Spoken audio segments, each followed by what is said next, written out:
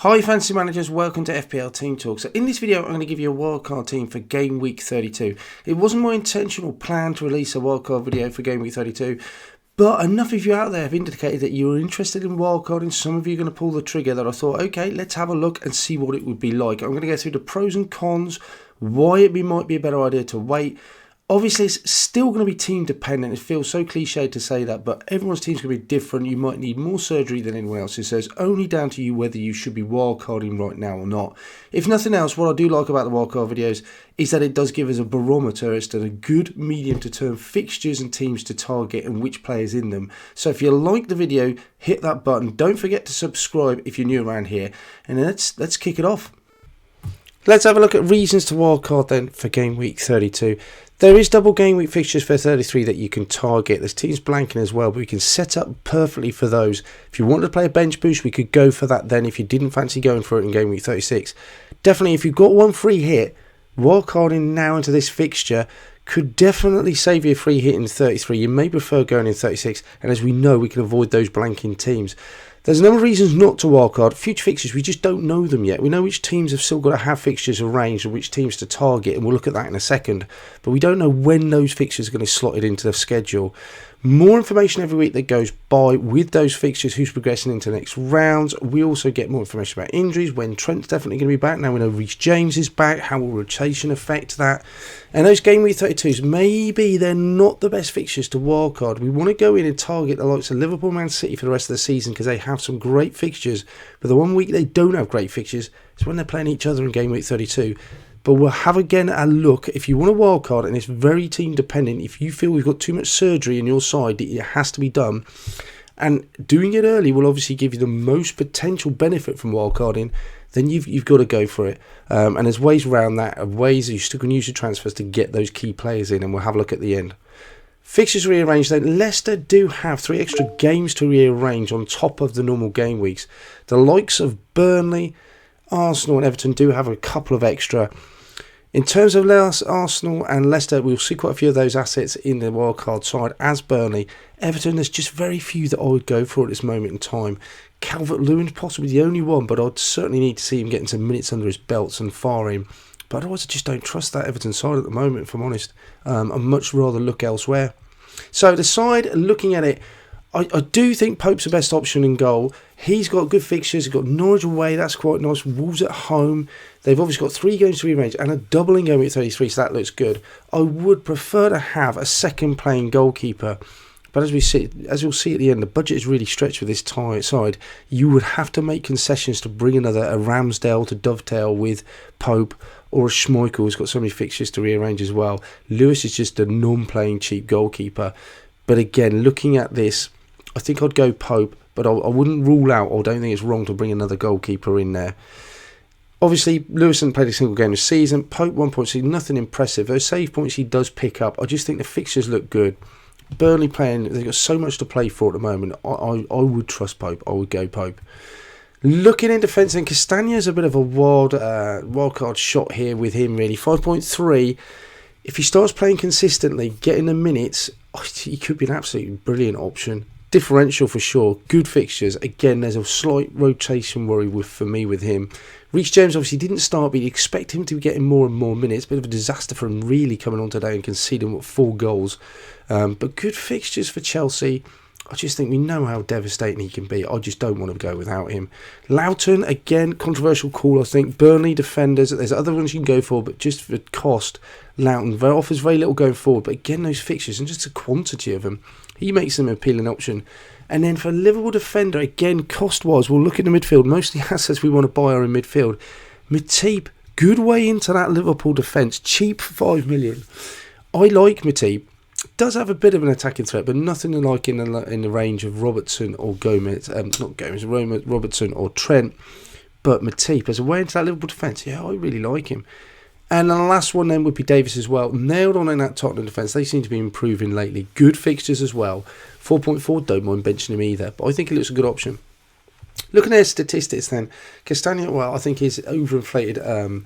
Obviously got that great goal recently. 2 goals. They're not keeping many clean sheets, but they are getting a number of players back then. So that should strengthen. Expected goal involvement very low for Castagne.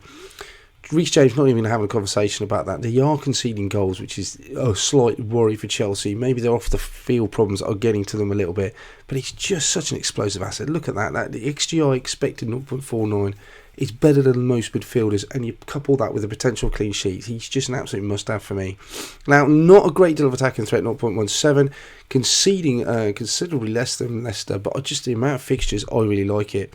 And Matip, very tight defensively, does offer an attacking threat, I think, 0.11, set pieces, he gets on the end of things, he goes forward for them, but 5 minutes away into that Liverpool defence. And then Davis as well, scored a goal the other week, actually, he was offside, unfortunately, against, was it Manchester United? 1.4, again, not too bad defensively. I think Tottenham are definitely a lot stronger. Defensively, we haven't gone very strong up top. There's an argument of taking some of the assets out of your midfield and putting it into defence. I don't think that's wrong. As a sort of preliminary wildcard side, I think possibly I would go heavier in defence. But where do you take it from that midfield? Let's have a look. Martinelli, I'd love to go Saka, but again, costs prevent me from doing that. Good fixtures, double fixtures, games to rearrange. Martinelli nailed in that side. I like him. Salah, there's a conversation to be had about him. Bring him in for the Man City. We know what he did in the last time he played. He does turn up for the big occasions. Everton as well coming up. We've got Man U 33. I don't know. Possibility of I would possibly leave him out for the next 2 games. That's controversial, I know, and it could hurt you. Put him in, but I think there's a conversation to be had with that. Havertz, I really like Havertz. His underlying stats look great, as we'll see in a minute. Chelsea got some great fixtures. Maddison doing really well as well at the moment. He looks pretty nailed in that Leicester side. Just have to be careful about rotation with him. And Hummelsson looks brilliant as well. He's on fire at the moment. I don't want to go without him in that Tottenham side. You could downgrade him to Kulusevski. That would be one way you get more money pumped into that defence. But Son's just outperforming him at the moment. So Martinelli, decent, 5 goals, 4 assists, 0.54. That's a pretty decent for a 5.3 midfielder. 17 in the last 5 games. Salah, blanked obviously against Watford, but look at that XGI, is incredible. Top scorer still, 34 points. Not having a conversation about that right now. Havertz, he looks good. His underlying stats are pretty good as well. He looks like the preferred position up front as well. And Maddison just getting stronger and stronger as the season goes on. For 6.8, I don't think there's many better options than him at the moment. And Hummelsson is just Hummelsson. Look at that, 36 points last 5 games. Really good. Tottenham going really well. 13 goals, 7 assists. He looks like a really good option. Let's move into the forward line then. Controversial V-course. It's underlying stats just not great, are they? But those fixtures look brilliant. It's 6.4. Again, I'm not really sure there's many other options. We're really bereft of options up front. Broyer's the other one. He wouldn't be able to play against Chelsea. Again, not many other options unless you just want to tank it out and go for a 4.5. I think at this time of season, though, it's important to have a playing striker, and he's still getting game minutes for Southampton. And then obviously we just have to go Harry Kane up front. That's a non-negotiable. The form he's in, I just think he has to play. Underlying stats, vehicles, not all that bad. 6 could be on pens as well. Good fixtures. Broya as well, less effective. 9 points last 5 games. Both of these players not scoring money, but I mean Kane makes up for that, and you'd expect him. He's the combined cost of the other 2 plus some. But he looks just a nailed on option. So there you go, there's your side, 103.2. There's lots of different things and issues with this side. I'm not 100% settled on it, if I'm honest. Would like some more money in that defence.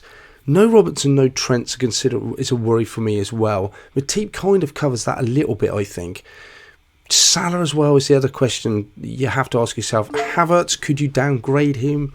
That's a possibility. I don't think there's a lot of money to be taken out of that attack. It's whether you take it out of that midfield, downgrade, and then could possibly upgrade a goalkeeper or defender.